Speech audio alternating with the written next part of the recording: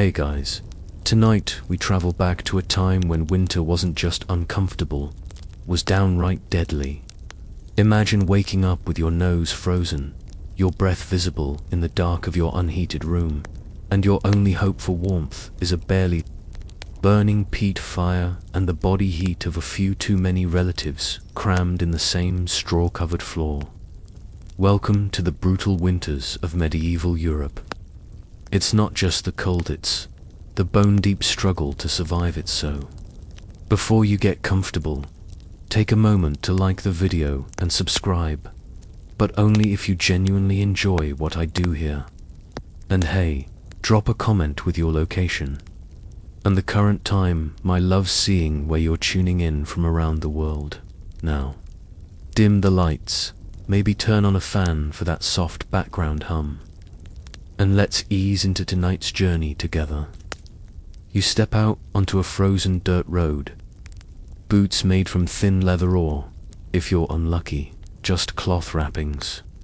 The wind bites your face like 1,000 icy needles, and your breath fogs instantly. It's dawn, or at least you think it is.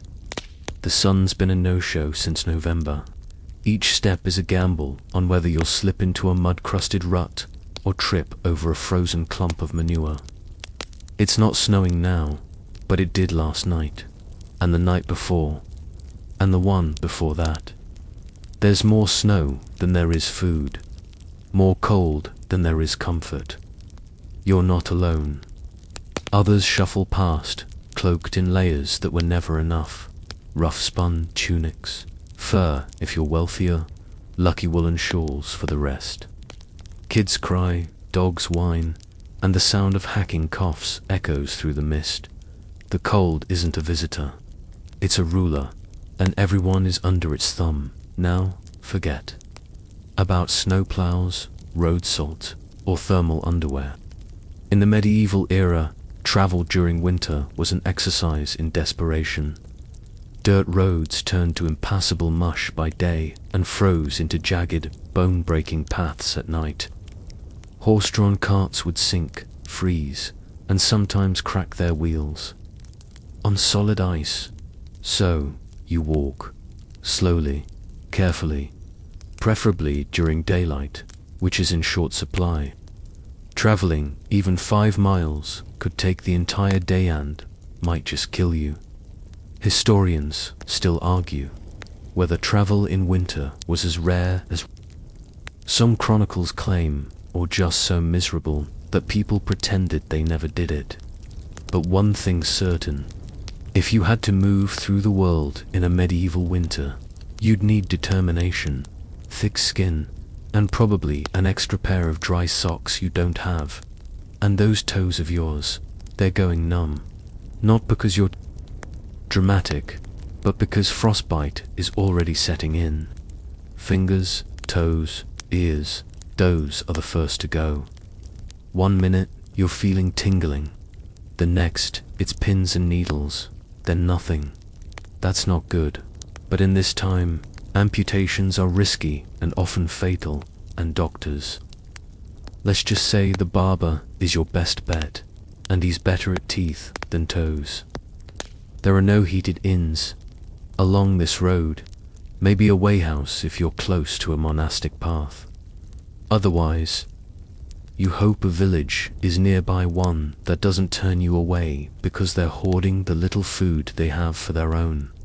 And remember, this isn't just one bad winter.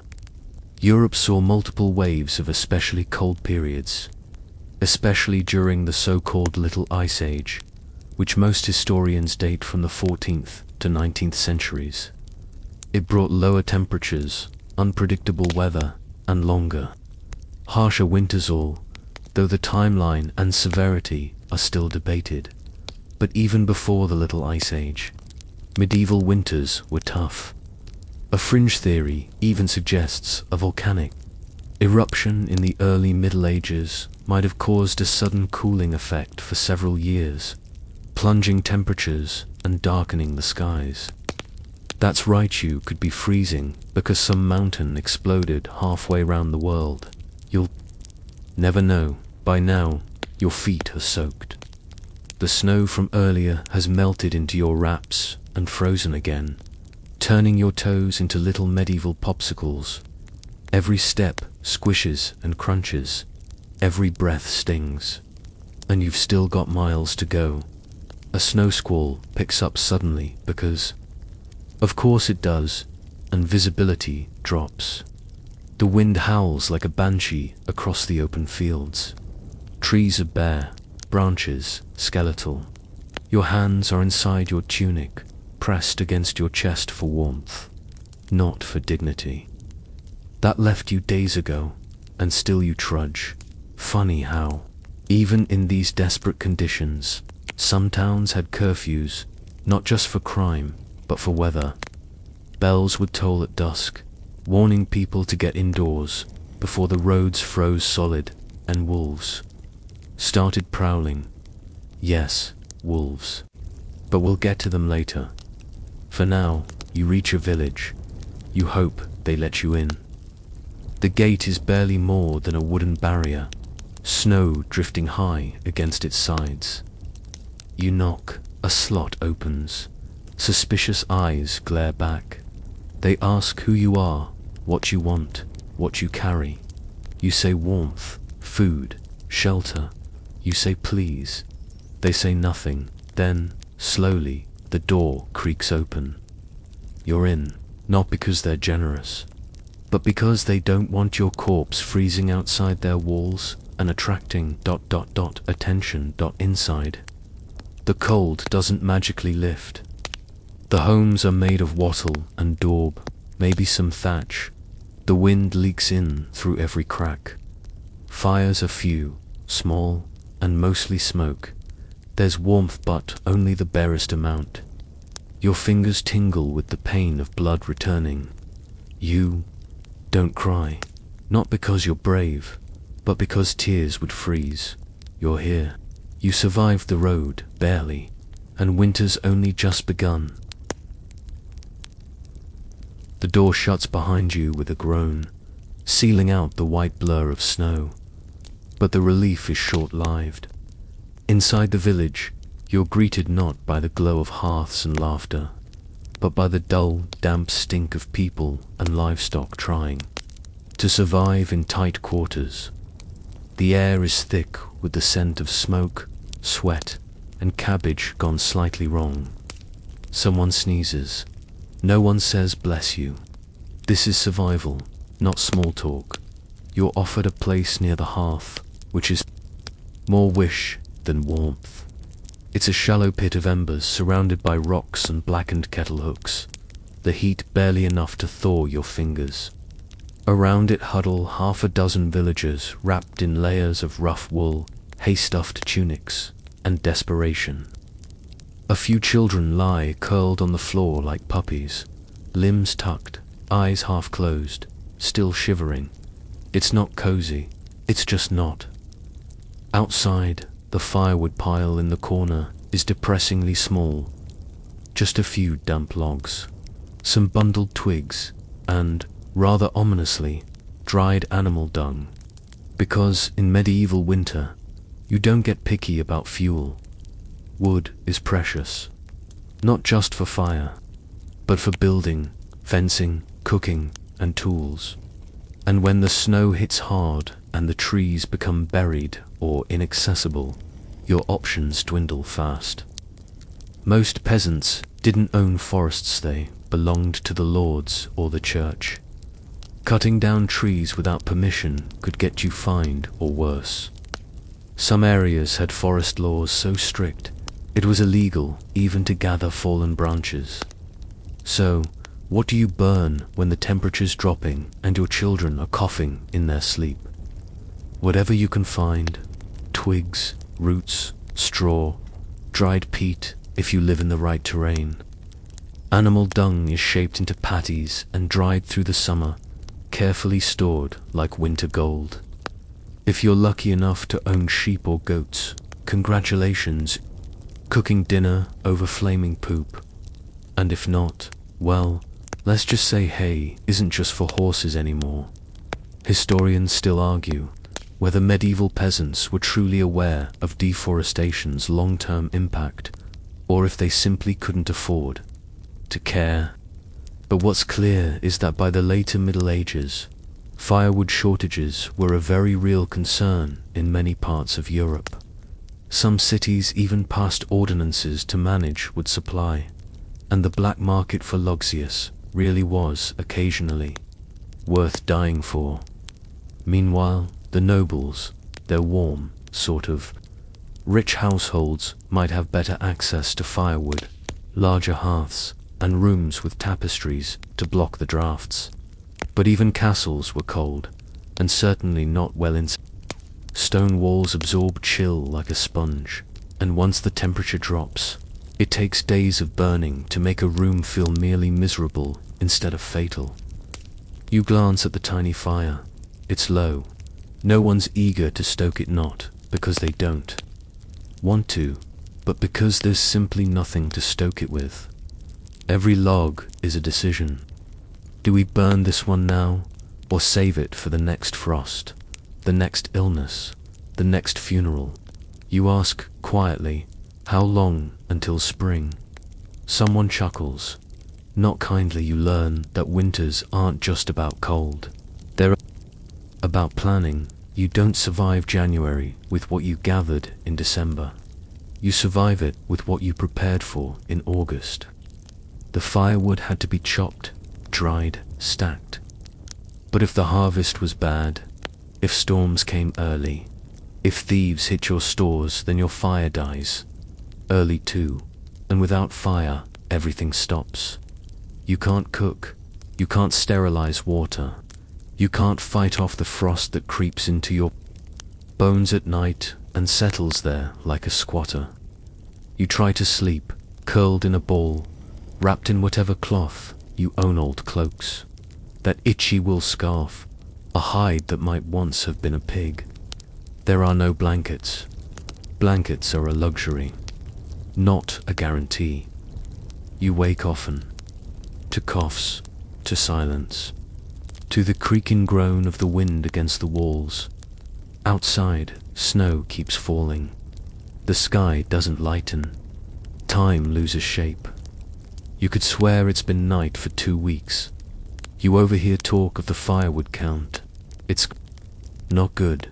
There's muttering about which neighbors might have more, which old man doesn't have family, which barn hasn't yet burned. You don't ask questions.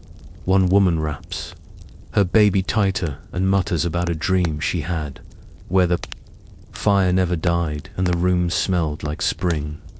Everyone smiles, sort of. Then someone tosses a handful of twigs into the hearth and the flames crackle, just briefly, like they're pretending to dot as you sit there, breathing smoke and frost in equal parts. Someone hands you a wooden cup of warm ... something. It might be broth, might be boiled weeds, might be melted snow thickened with grain dust. Doesn't matter. It's hot. You drink it like it's wine. A young man returns from outside, brushing snow from his shoulders, teeth chattering. Found a stump, he says, holding up a piece of wood the size of a stool leg. He's a hero. They'll split it in the morning. Maybe, if the axe hasn't frozen again. There are rumors of people burning there. Furniture, chairs, fences, even parts of their homes. A fringe account from a 14th century chronicle claims an entire family dismantled the walls of their own cottage, burning each section night by night until only the roof remained. Historians debate the story's truth, but you wonder, sitting here, if it's really that far-fetched, because the fire's dying again. You all stare at it like it's a heartbeat, and you know deep down that without it, none of you will last until morning. The fire gives one last crackle, sending up a puff of smoke that drifts lazily across the low ceiling before disappearing through a hole above. You pull your threadbare tunic tighter and glance toward the door, sealed with a piece of wood and a rock, not because of thieves, but because of wind and wolves. Your stomach growls loudly. A few people glance at you. No one laughs. Hunger isn't funny here. You haven't eaten since yesterday, and even then, it wasn't much. Some barley gruel with turnip shavings, and maybe a chunk of hard bread that had to be softened in the broth so you wouldn't break a tooth. You're in the hunger gap. Now the bleak stretch between the end of winter's food and the arrival of spring's harvest. It's the time when cellars echo, when granaries are nearly bare, and when people start whispering about how many turnips are left. It's also when the weakest don't make it to spring. You glance around, people look pale, thin, listless. This isn't famine, not yet, but it's close enough to feel like a ghost pressing on your back. In good years, families plan carefully, storing grain, drying meat, salting fish, fermenting cabbage, and pickling what they can. But good years are rare, and preservation techniques are primitive. Historians still argue whether the average medieval peasant ever had a full, nutritious winter store, or if that's just romantic hindsight.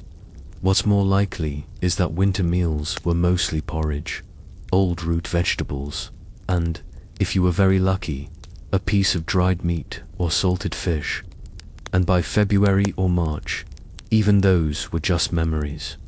Salted fish was a staple in Christian Europe, especially during Lent and other fasts when meat was forbidden. But salt itself was expensive, and transportation issues in winter made it even harder to get. By now, you're probably scraping mold off the last herring and hoping it's just edible mold. Whatever that means, a child cries. His mother rocks him gently, murmuring something soft and repetitive, not unlike a prayer. She reaches into a small cloth sack and pulls out a wizened carrot. It's so small it fits entirely in her palm. She snaps it in two and gives him one half. The other she tucks away. For later, maybe it's a balancing act. Eat now and feel better for a day or ration, and hope to stretch it another week. In desperation, people get creative. You remember being told how bark can be ground and mixed with flour to make bread. It's bitter, it might make you sick, but it fills your stomach for a while.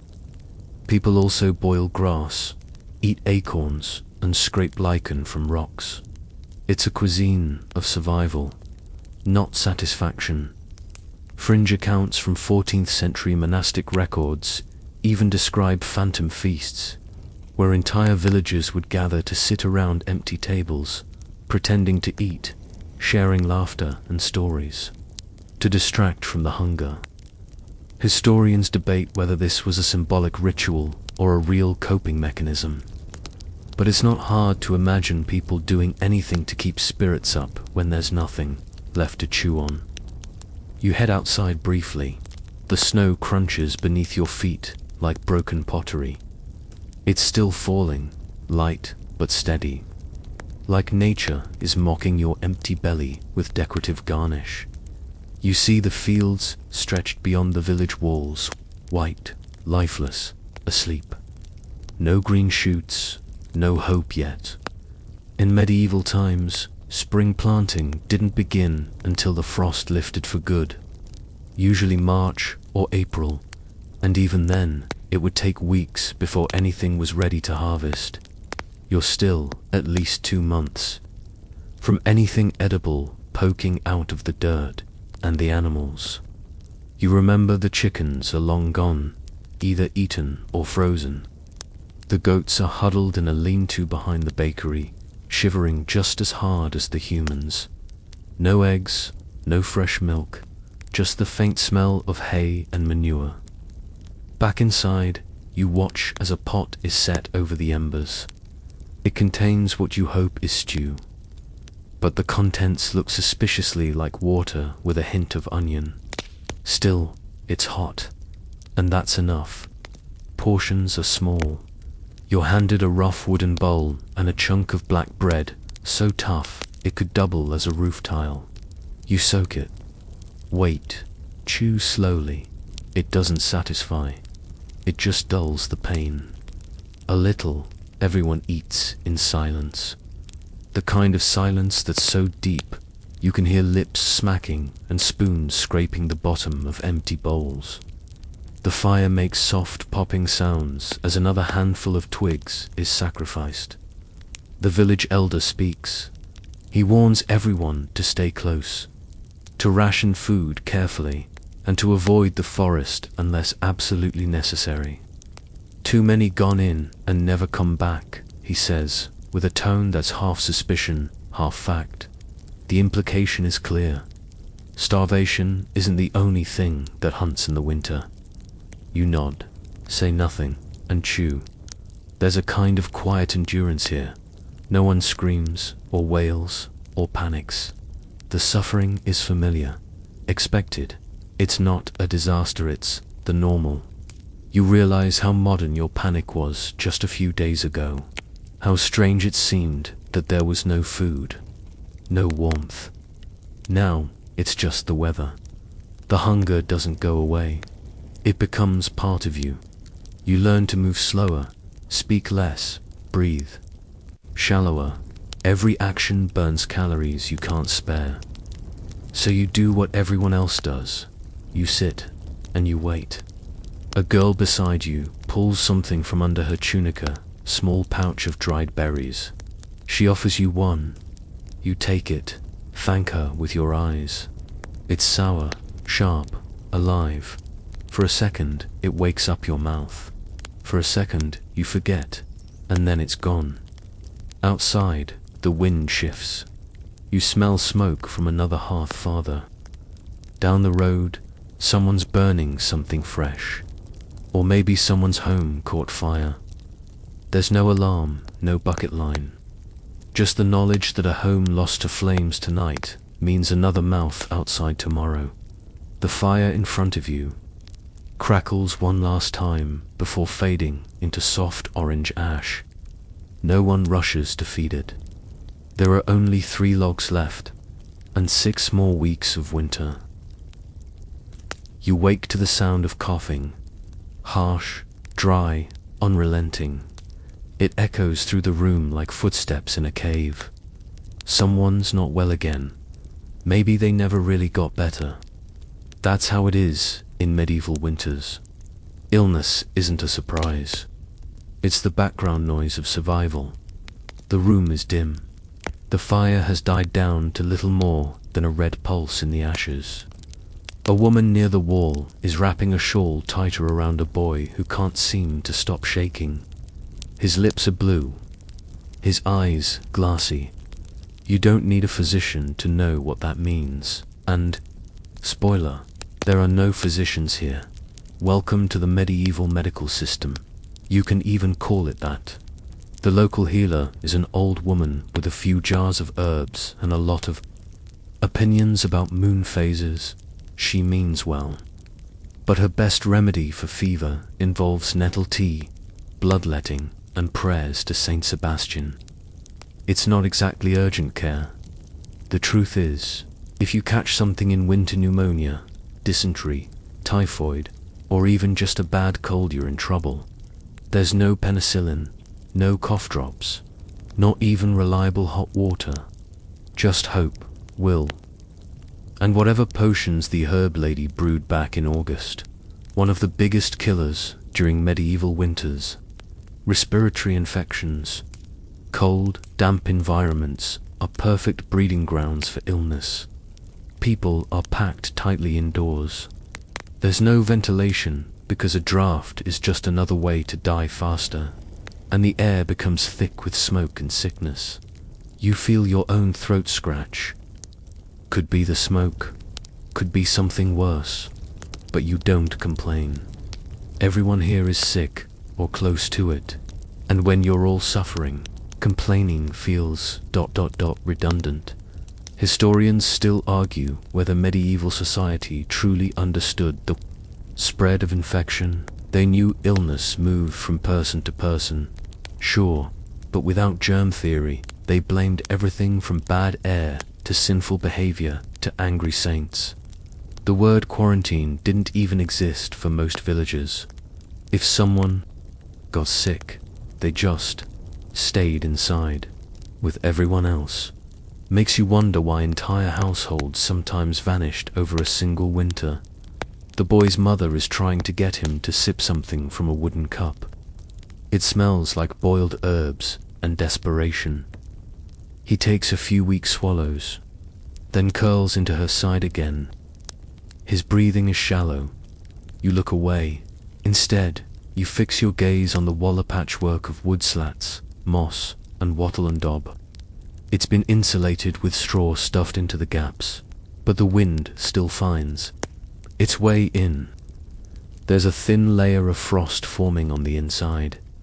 Inside, you think about the medieval idea of humours, that your body was made of for fluids, blood, phlegm, black bile, and yellow bile. Balance them, and you're healthy. Let one dominate, and illness comes. That boy over there, too much phlegm, you. Maybe an excess of melancholy. Fringe healers believed that hanging garlic in your home could ward off sickness, or that you should burn rosemary and juniper to purify the air. Some even said rubbing a frog on your chest could cure a cough. No word on whether the frog appreciated the job. The door creaks open. A man enters, face red from the cold, nose dripping. He's carrying something wrapped in a cloth. Bread. No. Cloth unwraps to reveal a hunk of meat. Everyone in the room straightens slightly. Rabbit, he says, panting. Found it dead near the woods. Nobody asks how long it's been dead, or whether it was diseased. When food is food, the questions change. The meat is tossed into the communal pot, and suddenly there's a new scent in the room. Something rich, animal, hopeful. You don't realize how long it's been since you smelled meat until your stomach actually groans. The pot simmers slowly over the embers. It'll take hours. Meat has to be boiled thoroughly. It's not just about flavor, it's about safety, or, well, survival. While it cooks, the elder tells a story. That's how they pass the time here. Not with cards or books, but with words. He speaks of a winter 30 years ago, so cold that the river froze solid for weeks. People walked across it, he says, carrying firewood on their backs like ants. Lost 3 babies in one night, he adds, almost casually. But the fish, in spring, were fat as dogs. That's how stories go. Heroical parts, horror and practicality. Grief and agriculture, side by side. You shift uncomfortably. The floor is straw over packed earth. The cold creeps up through your boots. You wonder how anyone got used to this. But the truth is, they didn't. They just endured. There's a phrase that keeps coming up in old texts. Cruel season. It appears in letters, in church sermons, in the scribbled margins of illuminated manuscripts. Not cold season. Not hard season. Cruel. Because winter didn't just hurt you, it judged you. It looked at how well you prepared, how much you had, how strong your children were. And then it decided who got to see the Thaw. Some monks. Recorded entire monastic libraries, freezing over. Ink would crack as they tried to write. Some days they couldn't even pray aloud because their lips would freeze together in the chapel. That's not poetic metaphor. That's just February in a stone building. A woman nearby groans. U-turn. It's the boy's mother. Her hand is pressed to her belly. Too hard to tell whether it's hunger or something worse. She waves off concern, but her face is pale. Too pale. You can tell they're hoping she holds on. Just a few more weeks. Just until the snow melts. Just until green shows again.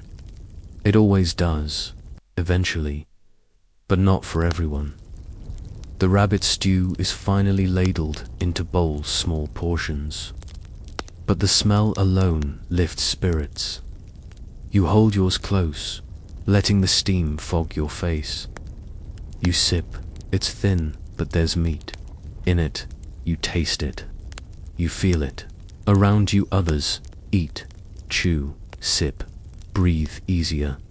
And for a moment you forget the coughing, the blue-lipped boy, the icy wind clawing through the walls.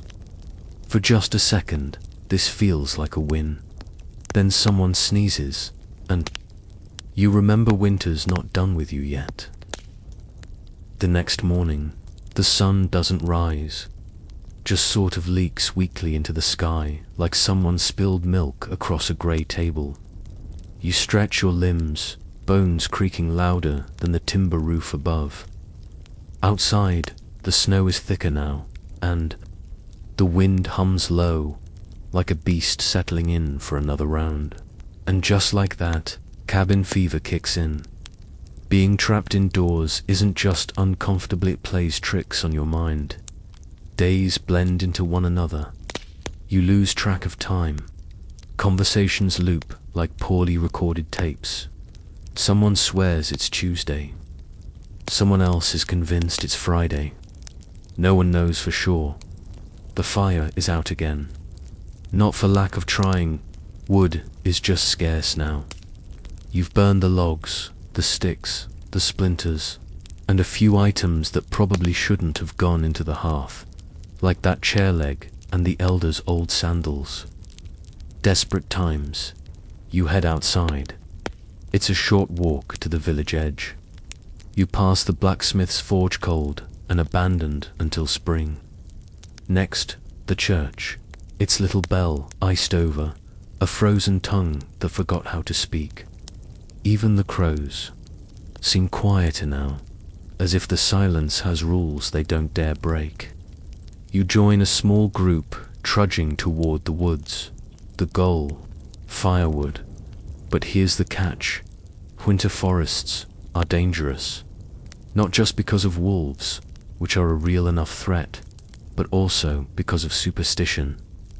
People believe the woods are home to spirits in winter hungry ones. Old Norse holdovers, Slavic shadows, Catholic reinterpretations of pre-Christian boogeyman. One fringe belief you've heard whispered, that if you whistle in a snow-covered forest, something might whistle back. Nobody tests that theory. Instead, axes are swung quietly, breath puffing in rhythm with the swings. Every creak of a branch overhead feels like a warning. The trees groan like they remember things you don't want to know. Still, the wood is gathered. Birch, pine, some half-rotten oak. Not ideal, but it'll burn sort of maybe, if you squint.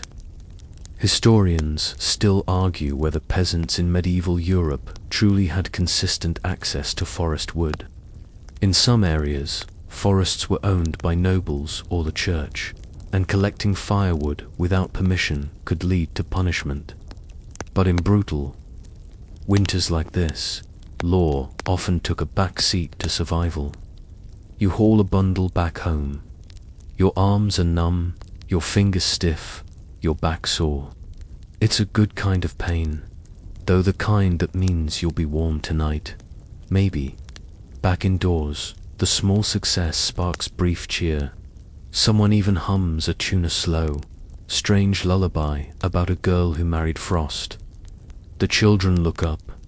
They've heard the story before. It ends poorly as the fire crackles back to life. Everyone gathers close. The room smells like damp bark and singed wool. It's not pleasant, but it's better than the icy air outside. A boy adds another branch to the fire, and sparks leap upward like tiny spirits fleeing into the chimney. You lie back on your straw mat and stare at the ceiling. The smoke dances along the rafters. You wonder if the beams will hold through the next blizzard. One collapsed last year in a neighbor's hut.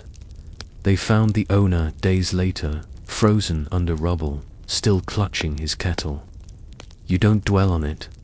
Instead, you listen to the fire, to the people, to the way they speak slower now, as if conserving not just energy, but words.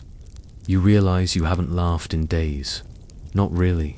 Not since that one guy slipped on the ice and landed in the pig trough. But even that got old fast. Suddenly, the room shakes, just slightly, a tremble, a thud. Everyone freezes.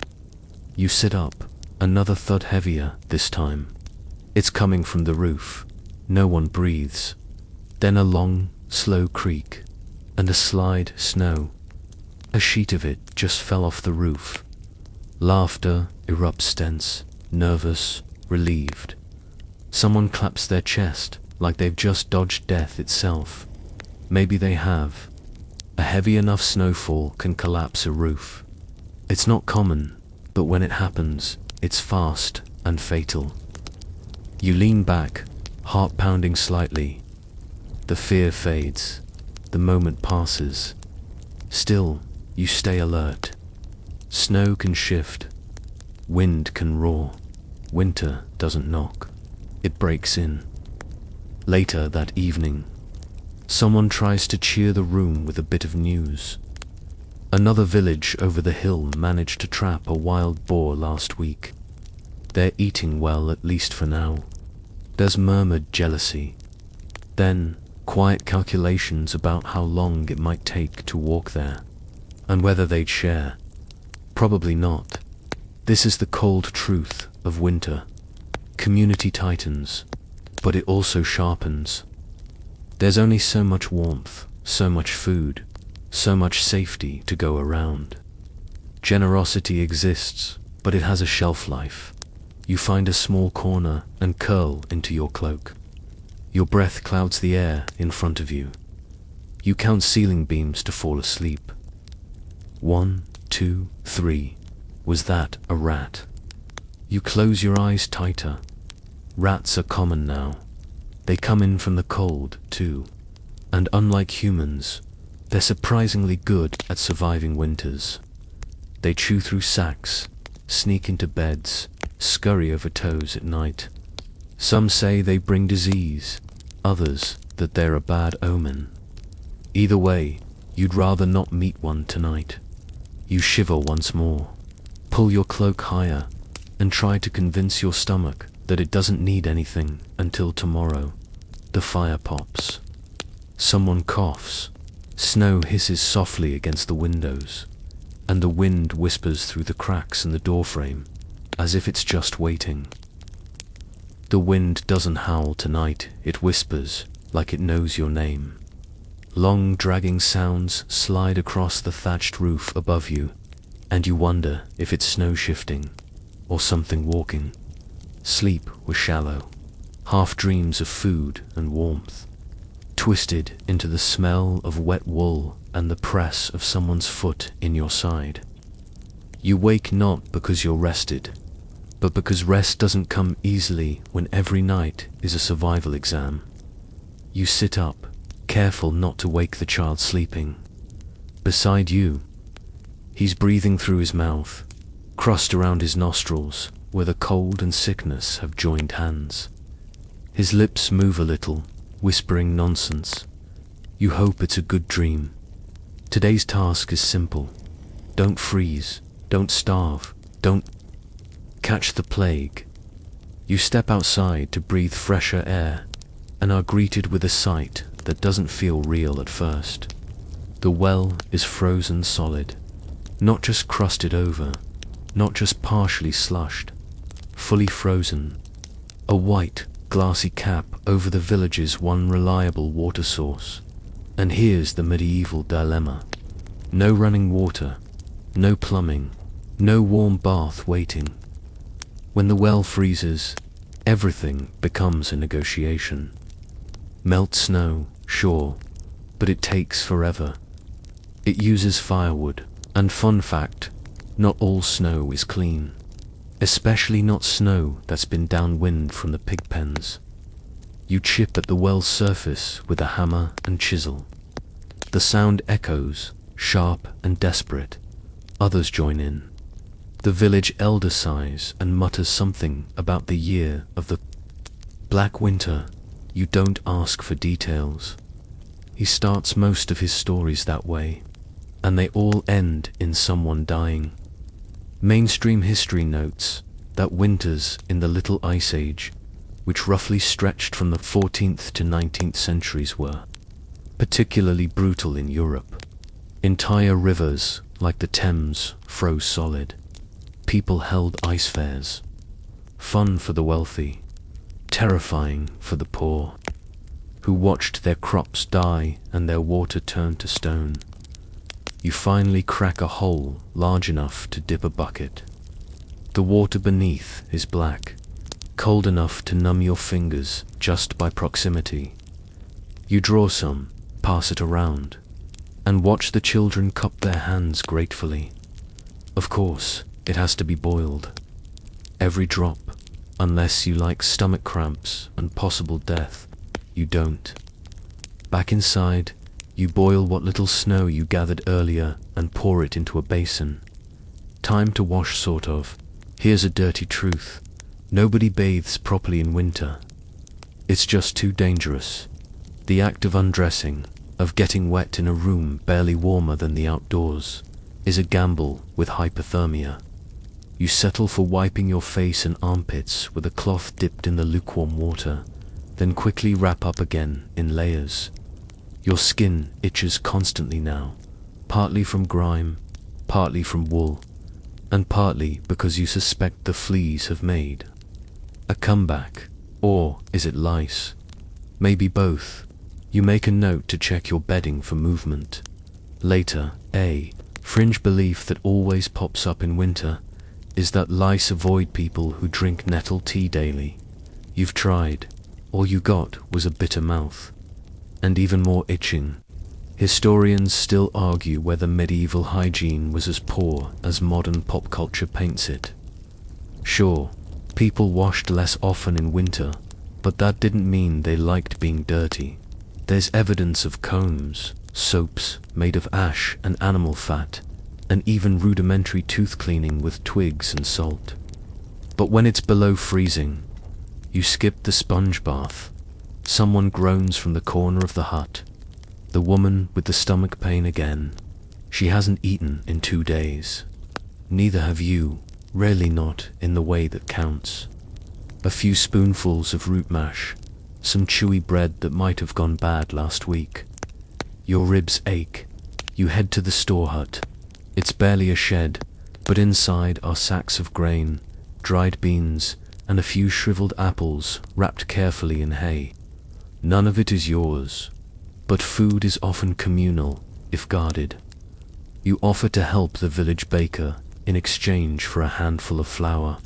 He agrees, sort of. He mostly grunts and waves at the frost-covered tools. You spend the next 2 hours elbow deep in dough that barely rises, your fingers raw and stiff. The hearth near the baking stones is going though, and you hover by it every chance you get. Soaking in the heat like a starved animal, the bread comes out dense, flat, but warm. You tear a piece and savor it. It tastes of ash and desperation, but it's solid food. You tuck a piece away for the woman. Maybe it will help. Or maybe it's too late. The snow picks up again by mid-afternoon. You stare through the doorway as flakes drift sideways, the wind slicing at impossible angles. You've seen this storm before, in your dreams, in your memories. It's the kind that doesn't just cover the world, erases it. You close the door gently. Inside, someone has started reciting old riddles. It's a way to pass time, to pretend that life isn't about merely waiting for spring. What walks on 4 legs in the morning? You know the answer, but you smile anyway, letting the rhythm of the words soften your thoughts. Then, from the corner, someone mutters about the wolves. No one laughs, because yes, there are wolves. Not just in the woods, not just in the stories. but in the real, physical sense. Hunger drives them closer each day. The village dogs are gone. Chickens are fewer. One goat was taken last week. You haven't seen a cat in days. The outer edges of the village are watched now. Nightly torches, spears. One man claims he saw glowing eyes beyond the fence, too high off the ground to be an animal. No one believed him, but no one laughed. Either you lie down again, tuck the bread under your shirt to keep it warm. The fire burns low. Embers wink like tired eyes. Your dreams tonight will likely include snow and wolves, and the sound of someone breathing just a little too loudly. But for now, your belly is full enough, your feet are dry enough, and your roof is still holding good enough. Morning comes, not with light, but with greyness.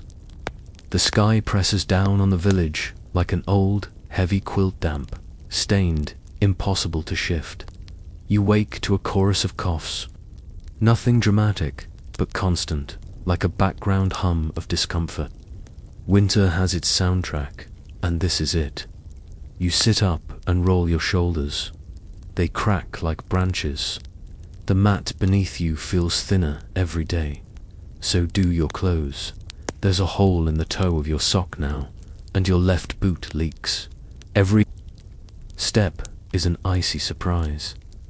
Today's big event, laundry day, and no, not the kind you do with suds and a spin cycle. This is the medieval edition water from a half-frozen stream, soap made from wood, ash, and animal fat, and your hands so numb they may as well belong to someone else. You trudge with a few others down to the stream, laundry bundled in your arms, wool cloak flapping like a defeated flag. As you near the water, the cold bites through everything. Your breath fogs out like dragon smoke. The stream is barely moving.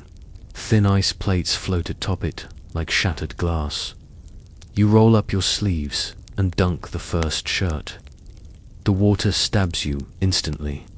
It's a strange kind of pain-numbing. And burning all at once, you grit your teeth and start scrubbing with a flat rock, hoping this counts as a bicep workout. Someone behind you says something about cleansing sins. You wonder what kind of sins can be forgiven with frozen fingers and threadbare trousers. A mainstream historical fact. Medieval laundry, especially in winter, was seen as both necessary and dangerous. Prolonged exposure to cold water could cause illness, even death.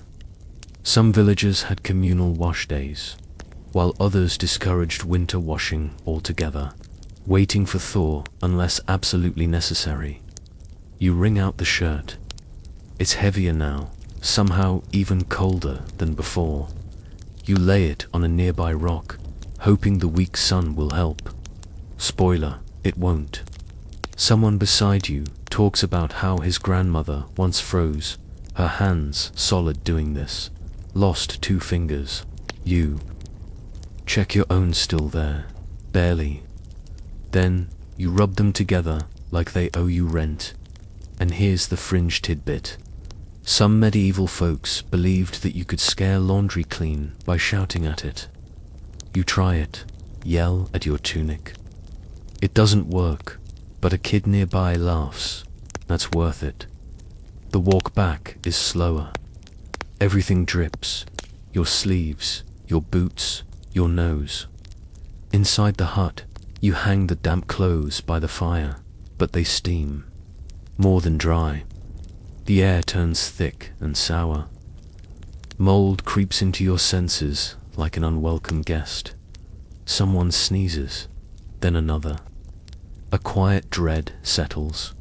Because in medieval winter, illness spreads like smoke.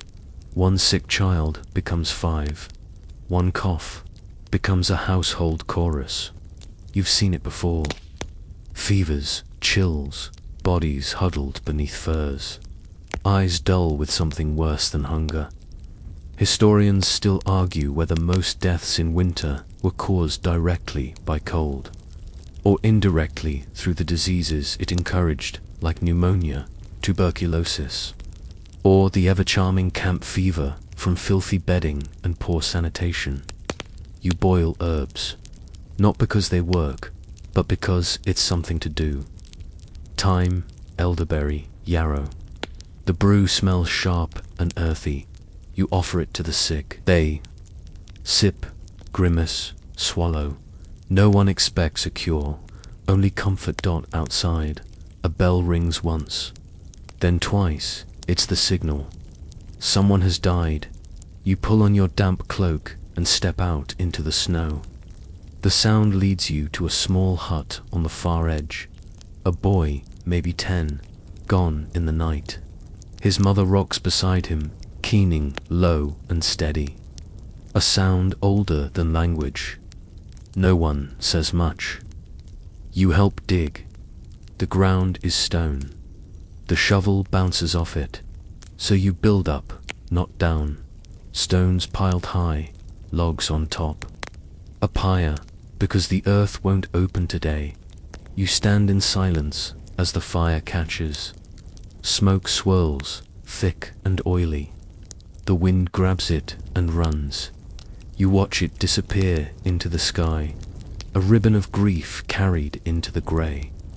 Back in the village, no one eats or speaks. Grief sits with you all like another villager, hunched and quiet. You return to your hut and collapse on your mat. You're shaking, but not from cold this time. You curl up tighter, listen to the fire, and try not to remember the boy's name. Night falls hard. The snow thickens again. You hear it tapping on the roof like fingernails. People sleep pressed against one another. Warmth over comfort. You share your cloak with a small girl, maybe 5. Her fingers are like icicles. She doesn't wake. Outside. The wolves howl. Not far now. Someone stirs, checks the latch on the door. It holds for now. You close your eyes and try to dream of summer, but all you see is snow. You dream of sunlight, warm, golden, and thick, like honey pouring through a window you don't have. There are birds in the dream, too chirping, alive, careless. You reach for them, and your hand meets. Something wet, cold. You wake to a leaking roof, a slow, rhythmic plip. Plip, plip, echoes through the hut, landing in a wooden bowl someone left near the hearth. The snow must have melted just enough on the roof to find a weak spot. You shuffle over, adjust a cracked tile, and sigh. Everything leaks, eventually, roofs, boots, hearts. You shiver and glance around. Most are still asleep. Some are coughing. One is murmuring, caught in some private nightmare. You think about waking him, then think better of it. Dreams are the only vacations people get here today. It's your turn to tend to the livestock. If you're lucky, nothing has frozen solid or been eaten. You slip on your damp bootsius, the leaky one, and step outside. It's still dark, still snowing, but the cold has changed. Sharper, almost metallic. The barn isn't far, but every step crunches. You pass the corpse of an old cart, its wheels frozen in place like it gave up trying. You hear a distant creak. Not human, not animal, just the wind rearranging the world again. Inside the barn, the smell hits you first. Dung, hay, and the sour tang of wet fur. The goats are huddled, their breaths visible in thick puffs. One of them bleats, weakly. You check the trough size crusted over. You break it with a stick, dump in the water you brought from the hearth. The cows are better off, surprisingly. Large animals carry their own warmth. One licks your arm as you pass. You don't mind. It's the warmest touch you've felt in days. Mainstream history acknowledges how vital livestock were to medieval survivalists, especially in winter. They provided milk, meat, leather, and manure for insulation or fuel, but keeping them alive through a brutal winter, that was half the battle. Losing a cow wasn't just losing an animal, it was losing your future. You toss them some hay. It's stale, but so are you. And here's a strange tidbit. Some medieval farmers believed you could keep cows from freezing if you whispered prayers into their ears each morning.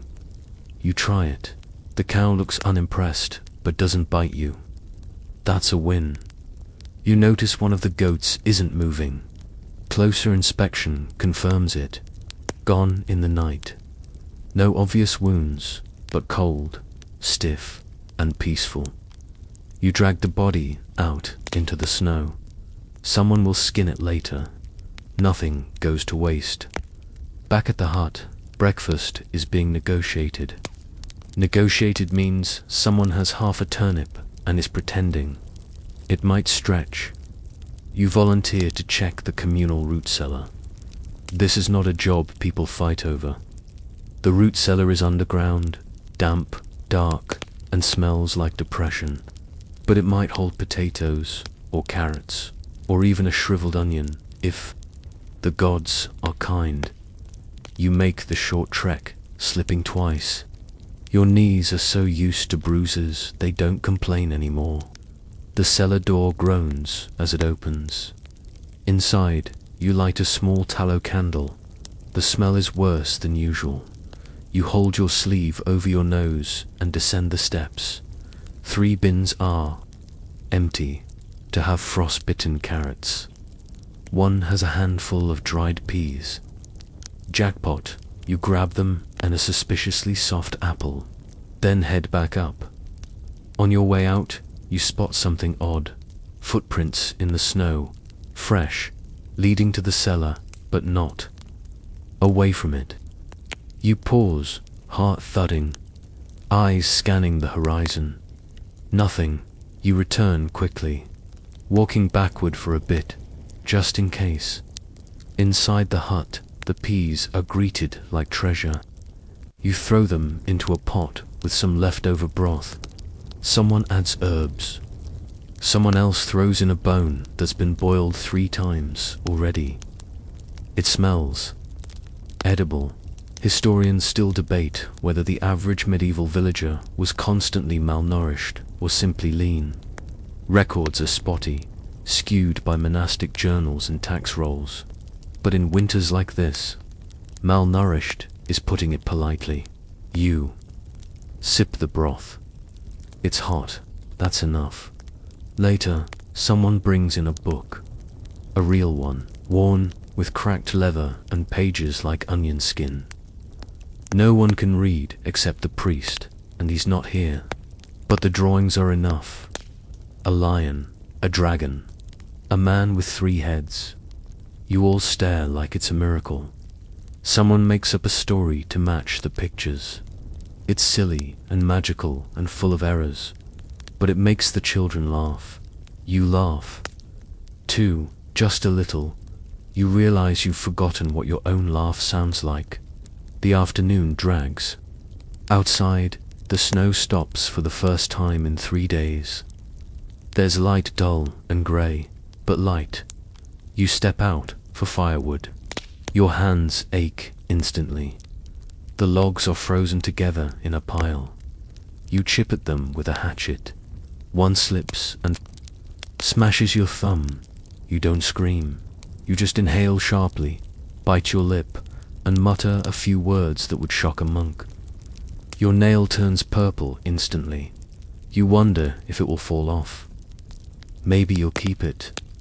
As a souvenir, that night, someone proposes a game. A memory game name, the foods you'd eat if you could.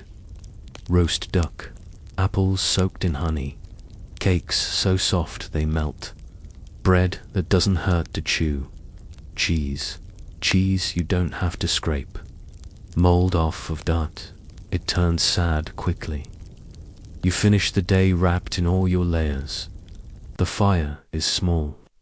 The girl who shared your cloak last night curls against you again. Her breath is warm. You whisper the dragon story to her, just softly, until her breathing slows. Outside, the snow begins again. You don't bother to look. You wake in darkness, again. There is no sense of morning or night, anymore, just different shades of cold. A kind of timeless freeze that makes hours blur together. You stretch, and every joint argues back. Someone is sobbing softly nearby. You pretend not to hear. The girl beside you is burning up. Her forehead, when you touch it, feels like a hearthstone. Her breath rasps out like wind through cracked shutters. You press a damp cloth to her head, but it's not damp for long. The heat steals it.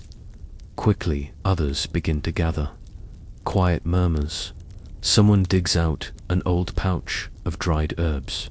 Someone else offers a prayer. You're not sure who they're praying to, but no one interrupts. As the day creeps in, grey light filtering through the smoke hole, it becomes clear she won't last long. The fire crackles as if trying to fill the silence. Someone gives her a sip of water. She doesn't respond. You wrap your arms around her gently. She fits in the crook of your elbow like something meant to be there. She coughs once more, then exhales, and doesn't inhale again. The world stops. No scream, no moan, just the weight of it. The heavy stillness of another gone. You lay her down, wrap her in the cloak she shared with you. Your body feels oddly cold, though you haven't moved. The room doesn't say a word. You carry her out yourself. Digging through frozen earth is still impossible, so it's the pyre again. You place her gently, like putting down a sleeping petal. The flames take her quietly. No sound, no drama. You wonder if she ever saw spring. A mainstream fact. Child mortality in the Middle Ages was staggering. Some estimates suggest over 30% of children died before age 5. Winters were particularly lethal. Malnutrition, respiratory illness, and infections all struck hardest when resources were lowest. You return to the hut a little smaller inside. No one talks for hours. Someone eventually breaks the silence with a story about summer again. It's always summer. Green fields, open skies, the sound of bees instead of coughing. They paint the picture in soft strokes, and you nod. Not because you remember it, but because you want to. Midday comes and goes, dragging its feet. The sky is low, like it might fall at any moment. You head out again, this time to mend the goat pen. The wind doesn't howl to date, whispers. You're not sure which is worse. You grab what tools you can. A wooden mallet, rusted nails, some twine. The fence leans like it's tired too.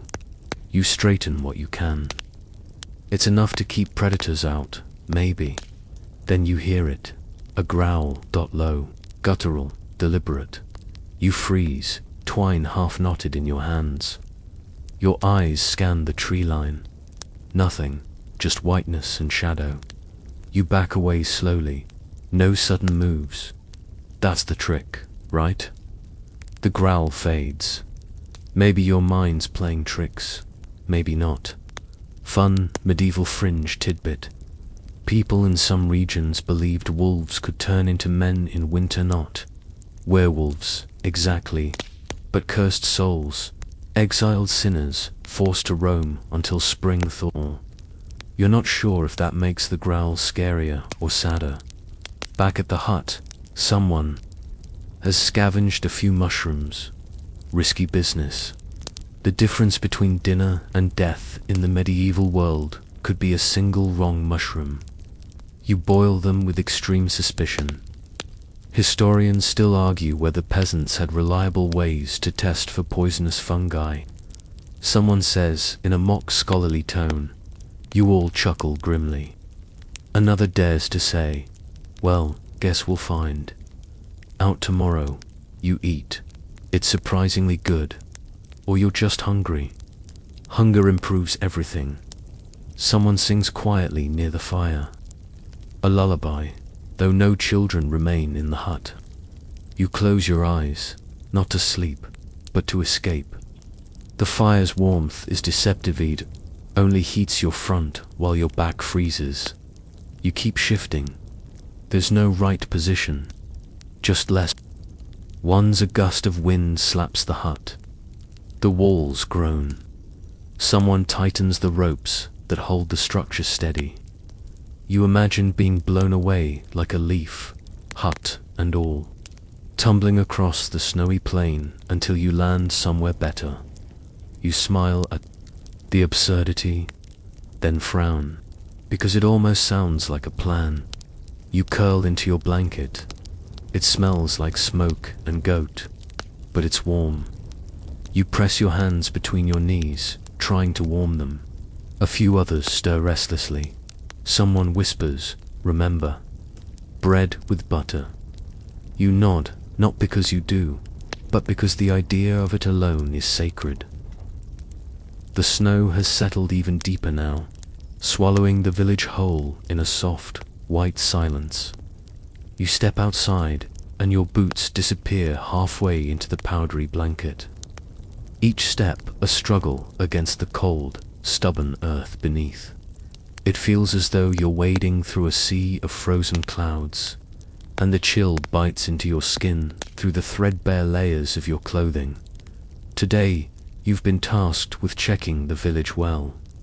It sounds simple, but everyone knows. Better, the well is your lifeline, your only reliable source of water in this frozen wasteland. If the well freezes over, things will turn dire very quickly. You pull on your coat, tighten your scarf around your neck, and brave the howling wind. Outside, the well lies a short walk away from the cluster of huts. But with the deep snow and whipping gusts, every meter feels like a mile. You arrive at the wooden structure, its rough-hewn beams frosted with ice. The bucket and rope are your tools for survival, but when you reach down to lower the bucket, the rope is stiff and brittle, creaking in protest. The bucket itself feels heavier than it should is if it's clutching the ice beneath. You tug with all your might. Slowly, the bucket breaks the surface with a splash that's quieter than you expect in this muffled world. You lift it up, and the sight chills you. The water is a thin layer of slush, mostly frozen with tiny shards of ice floating on the surface. You peer down into the well, but the water below looks completely still, as if trapped in frozen time. This can't be good. Water is the pulse of the village. Without it, thirst, dehydration, and worse await. You try again, lowering the bucket, coaxing the rope to move, but the water doesn't change. It's nearly frozen solid. You consider the alternative, eating snow, but you remember the old warnings. Eating snow cools the body further, which is exactly what you don't want in this relentless cold. It's a cruel choice. Drink icy slush and risk frostbite, or go thirsty and let your body dry up from the inside. You recall something you heard from the monks who chronicled village life in their dusty manuscripts. Well water freezing was a frequent problem during harsh winters. In desperation, peasants sometimes used well water stones. Smooth river rocks dropped into the well to keep water circulating and prevent ice from forming. Whether or not these stones actually helped is a mystery lost to history, but desperate. People will try desperate measures. You head back toward the huts, the weight of the day pressing on your shoulders. Inside, the atmosphere is thick with damp wool, smoke, and an ever-present tension. The fire burns low, casting flickering shadows on the frost-lined walls.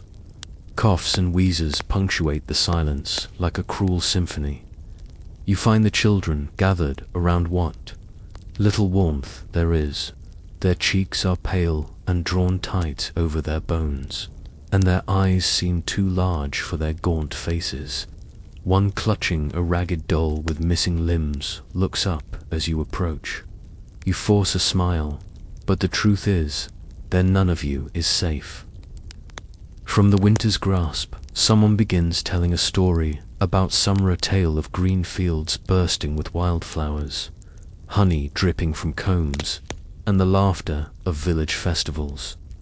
The children listen with wide eyes, though none of them have ever seen such things. It feels like a fable from a distant land. You swallow hard at the reminder.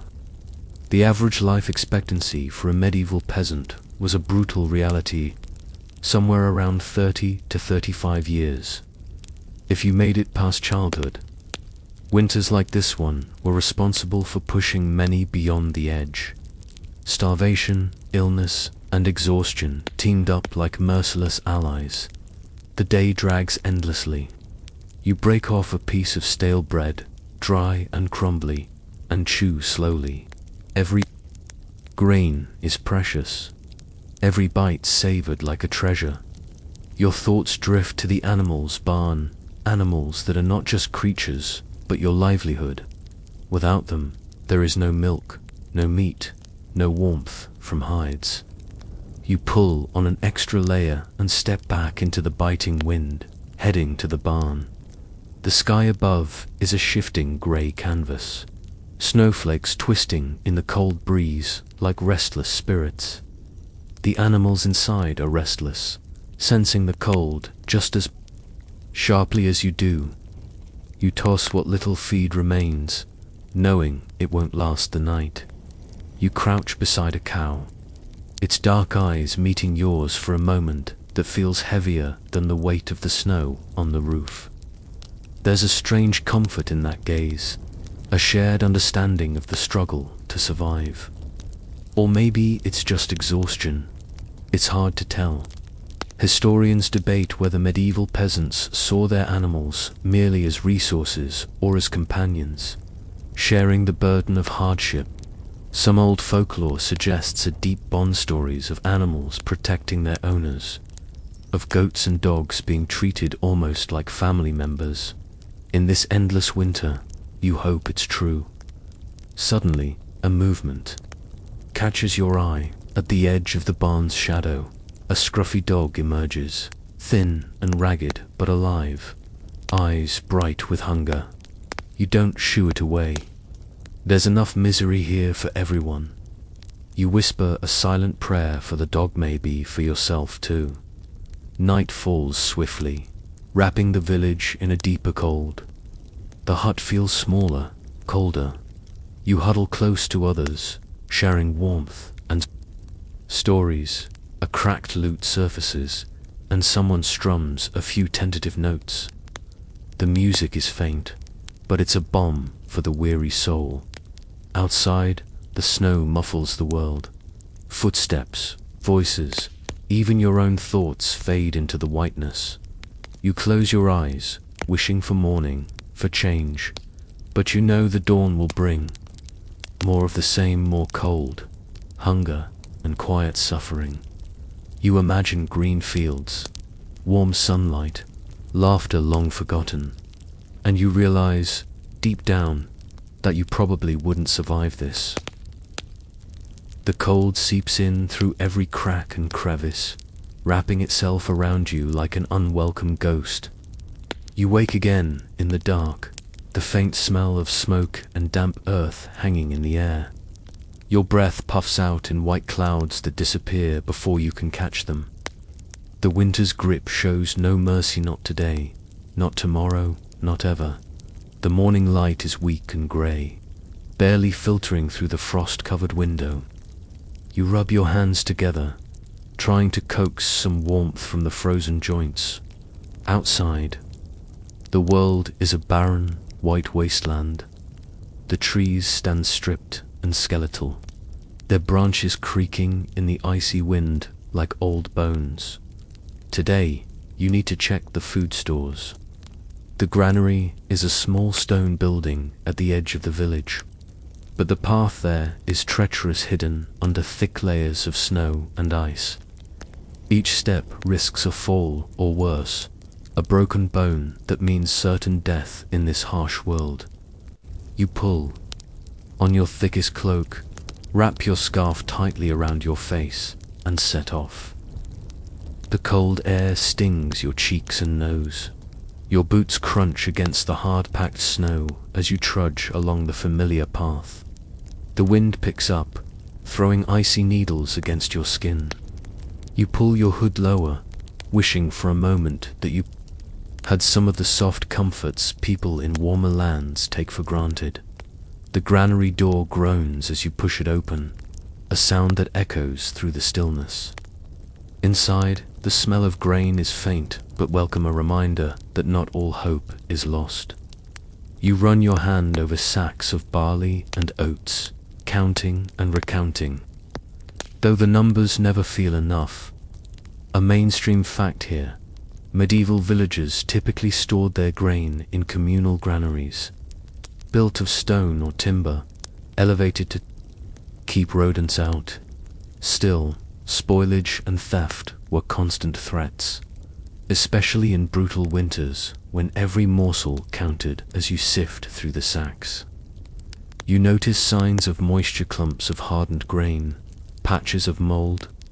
The cold and dampness have taken their toll. You set to work removing the worst to prevent the whole store from spoiling. Just as you finish, a sudden noise makes you spin around. It's only a rat, a large, bold one, drawn by hunger. In times like this, rats are the villagers' unwelcome roommates, stealing precious food and spreading disease. You shoo it away, but you know there's no winning this war. A more unusual tidbit: some medieval peasants believed that feeding rats small amounts of bread kept them tamed and less likely to chew through their supplies. The logic is questionable, but when you're desperate, you try anything. On your way back, the cold intensifies. Snow begins to fall again, soft at first, then heavier, turning the world into a white blur. You shield your face, pressing forward through the storm. Back at the hut, you find a few neighbors gathered around the fire, sharing what little warmth remains. You exchange grim looks. Everyone feels the pressure of the ever-tightening winter. Child coughs harshly nearby. You glance over and see a thin boy clutching his chest, eyes glazed. Illness spreads fast in cramped, cold spaces. And there's little medicine beyond old wives' remedies and prayers. You sit beside him, offering what comfort you can. The boy looks up at you with tired eyes, then smiles faintly. It's a small victory, but precious nonetheless. You hear an elder whisper about the coming spring, the turning of the earth, the rebirth of life. It sounds like a fairy tale in this frozen nightmare. Historians still argue about how peasants mentally coped with these endless hardships. Did they rely more on faith, community, or simple resignation? The truth probably lies somewhere in between. That night, the wind howls louder. You lay awake, listening to the song of the storm outside. The hut creaks and shifts, battling the relentless forces of nature. You pull your blanket tighter, trying to convince yourself you'll make it through. Outside, the animals in the barn huddle together, seeking warmth. You think about them: the cows, the goats, the chickens, and the fragile thread that connects their survival to yours. You remember stories told by your grandfather, tales of winters so harsh that entire villages disappeared beneath the snowdrifts. Some said it was the wrath of angry gods. Others blamed the changing skies. You wonder if history will remember this winter, or if it will fade into the countless forgotten winters before it. Suddenly, the door bursts open, and a man stumbles inside, breathless, snow clinging to his beard. He carries newsword of a nearby village succumbing to the cold, its people forced to abandon their homes. A hush falls over the room. Fear is an unwelcome companion, but it's impossible to ignore. You realize you are not alone in this battle against winter's cruelty. The fire sputters, flickering dangerously low. You pour on the last bits of wood, the flames licking higher for a moment before settling back to a dull glow. Someone starts to sing, a quiet, haunting melody that fills the room with a strange comfort. The notes seem to weave through the cold, a fragile thread connecting everyone together. You close your eyes, letting the music carry you away from the freezing walls, from the gnawing hunger, from the endless snow. For a moment, you imagine the sun shining warmly on your face, the buzz of bees in the meadow, the taste of fresh bread. Then the song ends. You open your eyes and face the reality once more. Winter is far from over. The grey dawn creeps through the frost-glazed window as you rouse yourself from a restless sleep. The cold still rules the village, stubborn and unyielding, pressing in on every side. You pull your threadbare cloak tighter around your shoulders, feeling the familiar ache of frostbite nipping at your fingers. The bitter wind whistles outside like an ancient lament. Today you must visit the village healer, an elderly woman whose small hut sits just beyond the bend of the frozen stream. The journey is short but treacherous. The narrow path is slick with ice, and the snowbanks tower over you like silent sentinels. You pick your way carefully, eyes fixed on the ground to avoid slipping, your breath misting in the air. The healer's hut smells of herbs and smoke, a faint warmth humming beneath the cold exterior. Inside, you find her hunched over a collection of dried plants, mixing a bitter-smelling concoction. Her hands tremble, but her eyes are sharp, glinting with a fierce determination. You watch as she wraps the mixture in cloth and hands it to you, murmuring instructions about its use for coughs and colds. Medicine in these times is a patchwork of superstition and knowledge. Plants and potions were often all you had to fight the illnesses that winter unleashed. A mainstream fact here: medieval medicine combined practical herbal remedies with spiritual beliefs, and while some treatments helped, others were more ritual than science.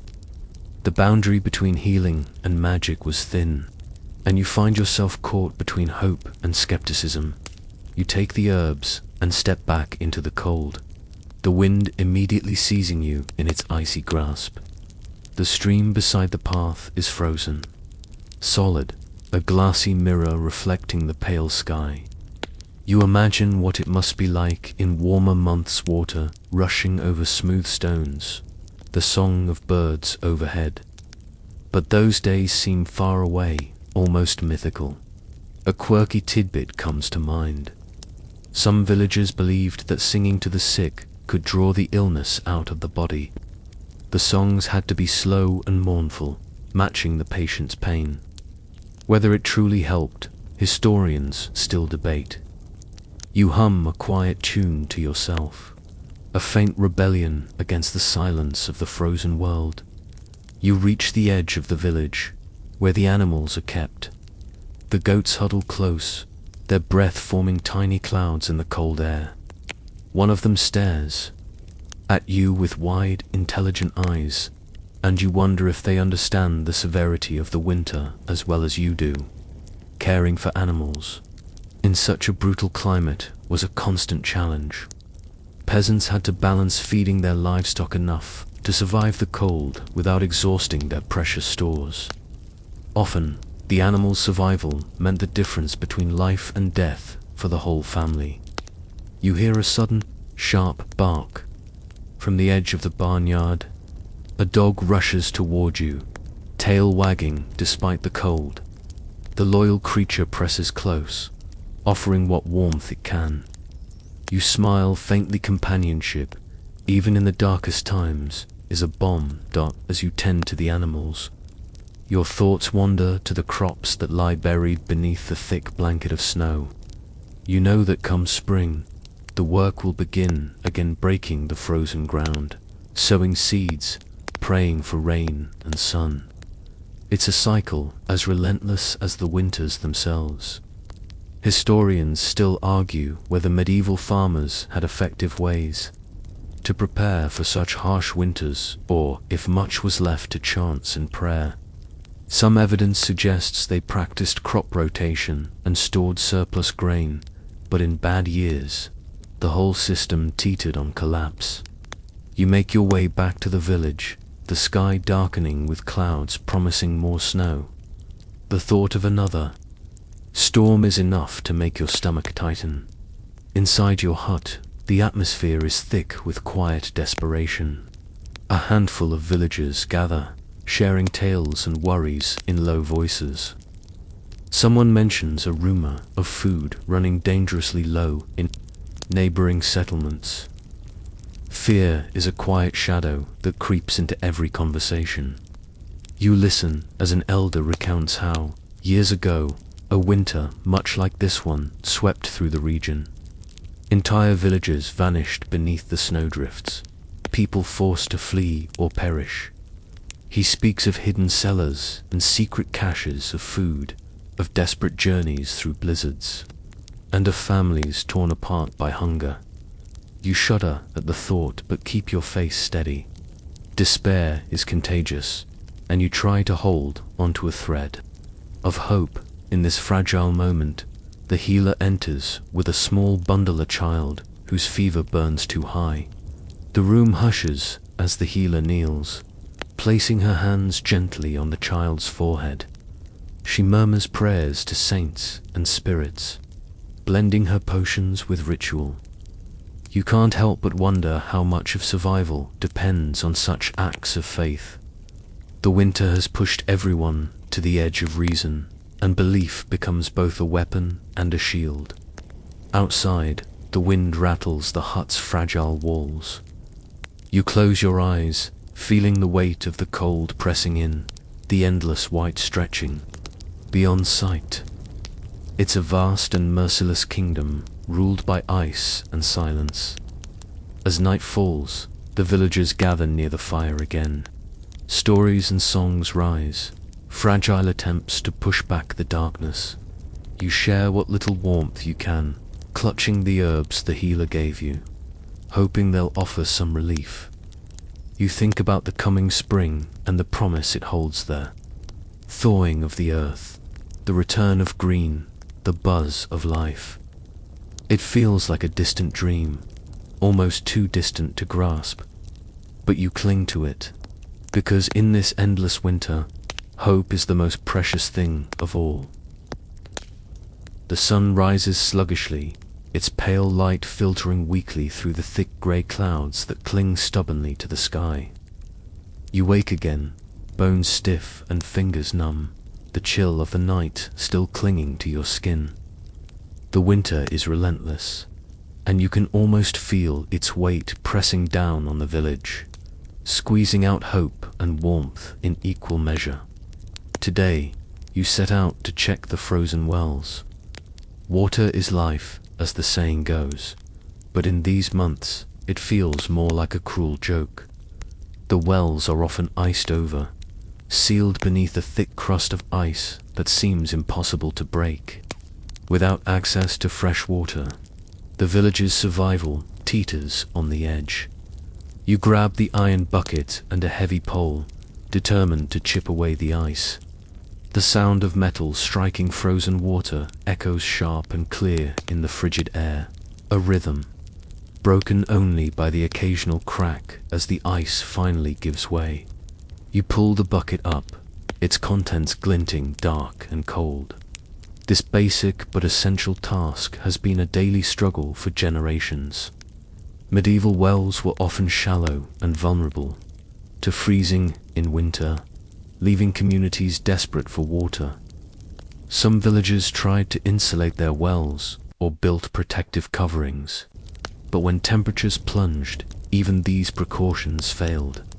A quirky fact you recall: some medieval peasants believed that throwing certain herbs or even small pieces of iron into wells could ward off evil spirits that caused the water to freeze or go bad. While it sounds like superstition, historians still argue whether such practices had any actual impact on water quality or supply. You ladle the water into clay jugs, careful not to spill a precious drop. Your fingers burn as you work, the cold seeping through your gloves.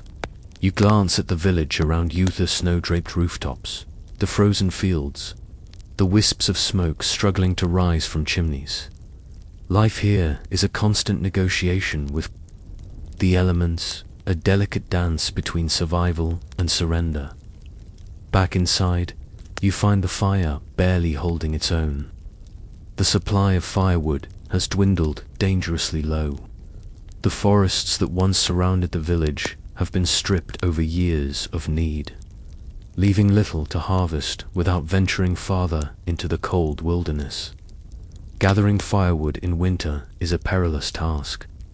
The risk of frostbite, hidden patches of ice, or encounters with wild animals lurk behind every snowbank. Yet without fire, the cold is an enemy that cannot be fought. You recall that some villagers tried to supplement firewood with peat, dried moss, or even dung cakes, which burned slower and produced more heat.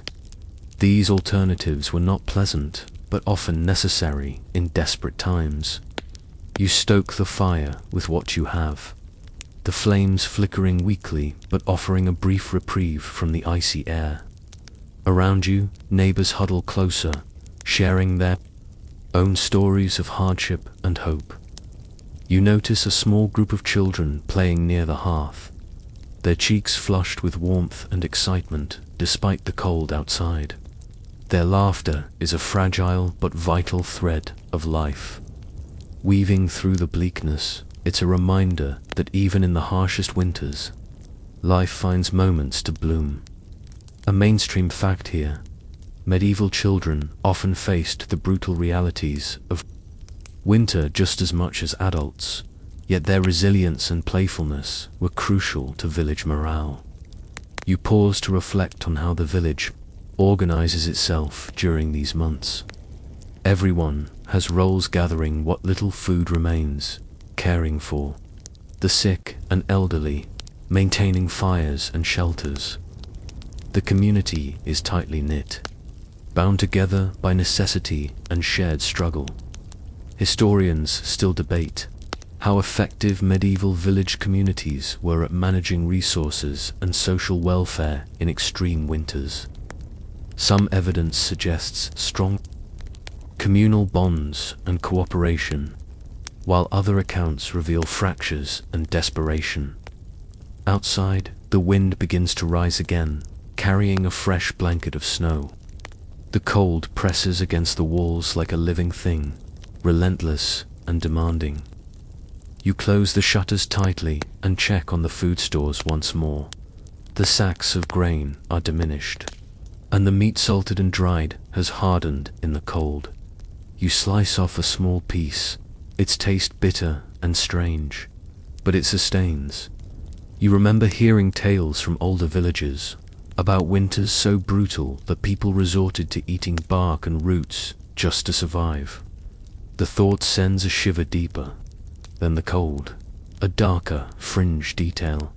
In some rare and desperate cases, medieval chronicles mention winter hunger so severe that people turned to cannibalism or abandoned their homes entirely. These accounts are grim and often disputed by scholars, but underscore the severity of these winters.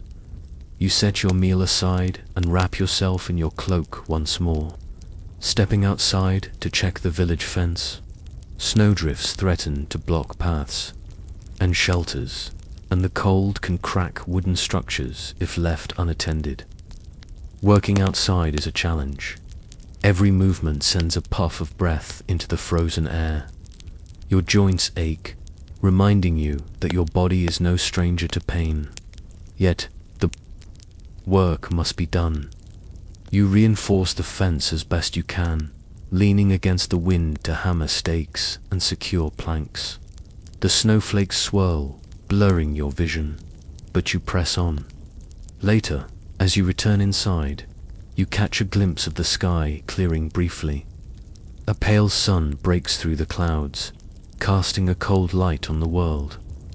It's a momentary reprieve, but enough to lift your spirits. You settle near the fire, hands outstretched to the warmth, and listen as an elder begins to recite an old poem about the promise of spring.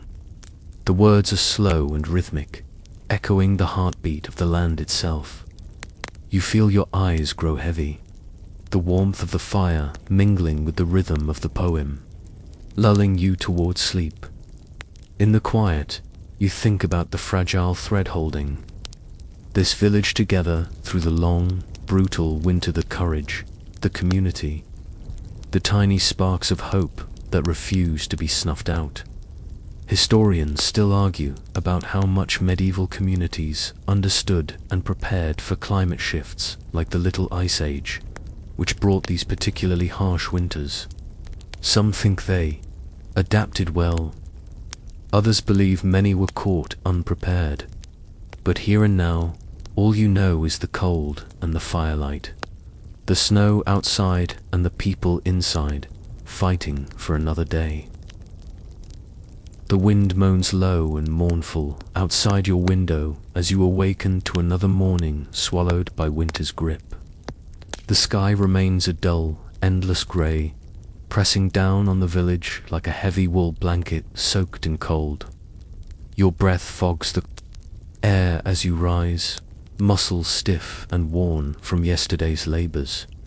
You wrap your cloak tighter, the rough fabric scratching your skin but offering the only shield against the biting chill. Today, you set out to visit the vital heartbeat of the village, where grain turns slowly into flour, the staple of your meager diet. But the winter has turned this place into a frozen relic, the water wheel locked still beneath layers of ice and snow. Without the mill running, food supply dwindles even faster. You trudge the snow-packed road, boots crunching in the cold, your eyes scanning the white landscape for signs of life or movement. The trees lining the path are skeletal, their branches like brittle fingers clawing at the sky. Frost sparkles on every surface, a cruel beauty that blinds and chills. Reaching the mill, you find the wooden structure battered by the winter storms. Icicles hang like jagged glass daggers from the eaves, and the wheel itself is frozen fast. No water flows, no grain turns to flour. The village's fate depends on this fragile mechanism, and its stillness feels like a death knell, a mainstream fact. Medieval watermills were marvels of engineering for their time, crucial for processing grain, yet entirely vulnerable to seasonal changes like freezing water. When the winter froze rivers or streams, mills ceased operation, impacting food availability significantly. You walk around the mill, touching the icy wheel. Your fingers sting, and you pull them back quickly, knowing that frostbite waits for careless skin. You think about the effort it takes to keep this mill running in warmer months, constant maintenance, labor, and luck with the weather. A quirky tidbit crosses your mind.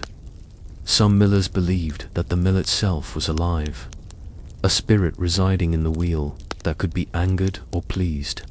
They'd perform small rituals or offerings to ensure the mill didn't freeze in anger. Historians still debate whether these rituals were widespread or simply local superstition, but they speak to the deep connection between people and their technology. You look upstream where the water should flow, but the river is a frozen highway, solid and silent. You imagine what it might have been like when the stream was alive with rushing water. The rhythmic creak of the mill wheel turning day and night. A pang of loss twists in your chest. You begin the slow walk back to the village, each step leaving a crisp imprint in the snow. The cold is relentless, and your breath comes in short white puffs.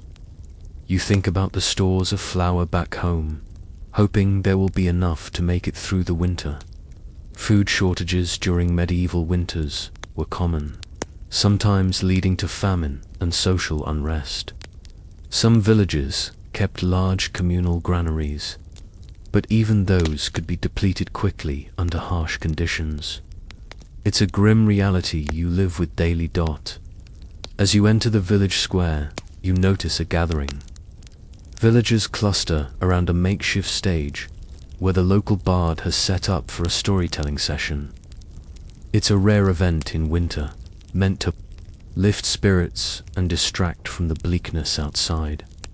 You push through the crowd and find a spot near the fire pit, the warmth drawing you in like a magnet. The bard is a lanky man with bright eyes and a mischievous grin. He begins weaving tales of legendary winters, fierce battles against frost giants, and heroic deeds that saved entire kingdoms from the cold. A small laugh escapes you despite the circumstances. His stories are a blend of myth and history, sprinkled with just enough humor to cut through the gloom. You recall how medieval storytelling was a vital cultural glue, passing down knowledge, history, and values in a form that was entertaining and memorable. The bard's role was respected, sometimes even feared, as the keeper of communal memory. A fringe detail you recall: some medieval bards were believed to possess magical abilities, with their words holding power to protect villagers or curse enemies. Historians still debate the extent to which bardic traditions had actual ritual significance beyond entertainment. As the tales continue, you feel the tight knot of anxiety loosen just a bit. For a moment, you're no longer trapped in a frozen world, but traveling through wild forests, stormy seas, and battlefields where courage blazes like fire. The bard's voice softens, and he tells a story of a winter so brutal it lasted for years. Time when the sun hid itself, crops failed, and entire communities vanished under the ice. It's a tale your parents told you when you were a child, one that still sends a shiver down your spine. You think about those ancestors who endured such winters. Their names lost, but their struggles etched into the land. Their survival was a testament to resilience, stubbornness, and hope. The crowd disperses slowly as the fire dies down, leaving you alone with the crackling embers. You look up to see the sky clearing at last, stars twinkling faintly through the thin clouds. The cold night stretches ahead, but there is something quietly beautiful about the stillness, the way the world holds its breath beneath the snow. You return home, grateful for the small comforts: a warm bed, the company of loved ones, the steady beat of life continuing despite it all. Historians still argue about the long-term impacts of these brutal winters on medieval society, whether they accelerated technological innovation, changed social structures, or simply deepened the hardships that would lead to revolutions and change. For now, you lay your head down, the weight of winter pressing heavy but tempered by stories, community, and the fragile flame of hope. You awaken slowly to a grey dawn that seems reluctant to break through the heavy clouds. The winter has wrapped the world in an unyielding embrace, and your body still aches from yesterday's efforts. The chill creeps in from every corner of your small home, whispering reminders that this season will not loosen its grip anytime soon. As you prepare for the day, you ponder how the medieval winter is not just a season, it's a trial, a test of endurance, a relentless challenge that defines every aspect of life. It shapes the rhythm of your days, the strength of your community, and even the way you think about the future today. You decide to check on the livestock, the fragile heartbeats of your village's survival. The animals are huddled in pens, their breath forming white clouds in the cold air. You stroke the coarse fur of a cow, feeling the warmth beneath the frost, grateful for its stubborn resilience. Medieval livestock were vital for food, clothing, and labor, yet they too suffered terribly in brutal winters.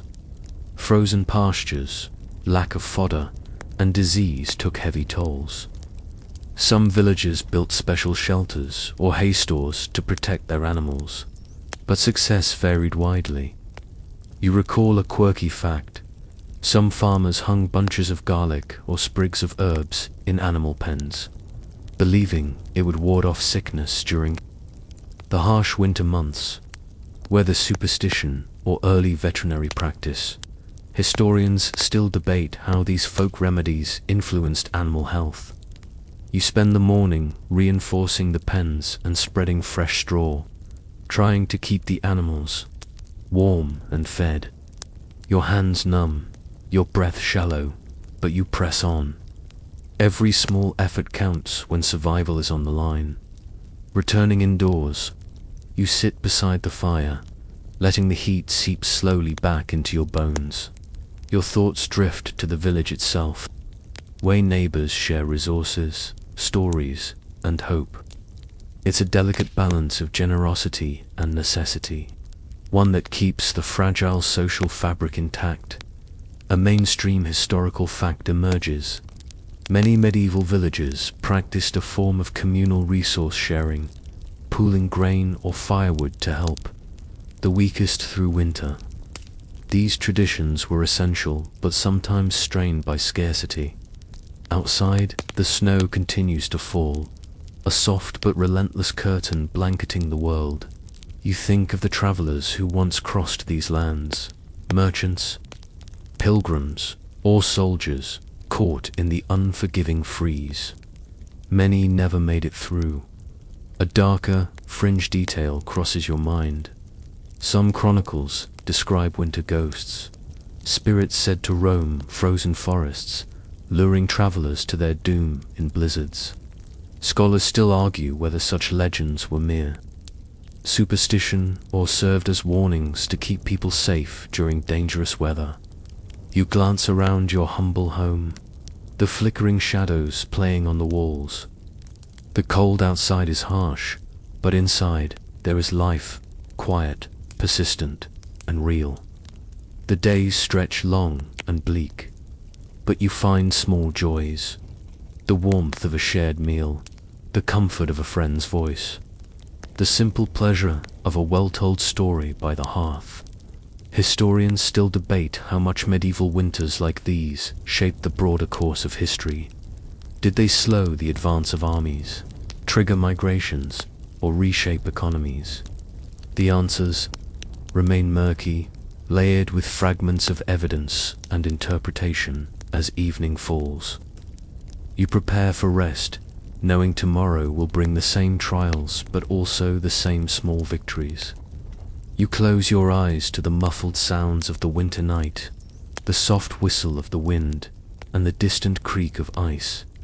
Your thoughts soften, and you feel a slow, deep calm settling over you, a fragile peace born from endurance and hope. Now, dim the lights, maybe turn on a fan for that soft background hum, and let's ease into tonight's journey together.